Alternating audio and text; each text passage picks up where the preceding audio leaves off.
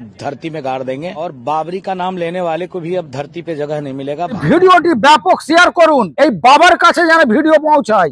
দর্শক, আপনাদের ডিসপ্লেতে দেখছেন আবারও এক বাবার আবির্ভাব। আমি বলেছিলাম গতকালকের ভিডিওতে যে বাবরি মসজিদ, বাবরি নামটা শুনে যেন মনে হয় পিছনে কেউ কাঁচা লঙ্কা গুঁজে দিয়েছে। আজকে এই বাবা কি বলছে আপনারা দেখুন, তারপরে কথা আগে বাড়াবো। उसका 7 पुस्त कबर से निकल कर आएगा तब भी वो नहीं बाबरी मस्जिद का न्यू आधारशिला रख पाएगा। उसको धरती में गाड़ देंगे और बाबरी का नाम लेने वाले को भी अब धरती पे जगह नहीं मिलेगा। भारत तो छोड़ो, हिंदुस्तान के किसी भी कोने पे बाबर के नाम लेने वाले को खैर। দর্শক, আপনারা আবার এই নতুন আবির্ভাব হওয়া বাবার মুখ থেকে বক্তব্য শুনলেন। এই যে হুমায়ুন কবির যে বাবরি মসজিদ তৈরি করছে, তবে হ্যাঁ, এই মসজিদ নিয়ে কোন রকম রাজনীতি হয় পাশে নেই। কারণ মন্দির মসজিদ একটা আবেগ, একটা ধর্মীয় স্থান, সেটা রাজনীতির কাজে ব্যবহার করা হবে, এটা কিন্তু মেনে নেওয়া হবে না।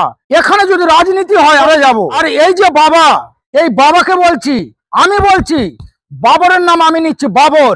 দর্শক, এই ছিল ভিডিও। আপনাদের মূল্যবান মতামত অবশ্যই কমেন্টে লিখুন আর ভিডিওটি ব্যাপক শেয়ার করুন, যাতে করে এই বাবার কাছে যেন ভিডিও পৌঁছায়।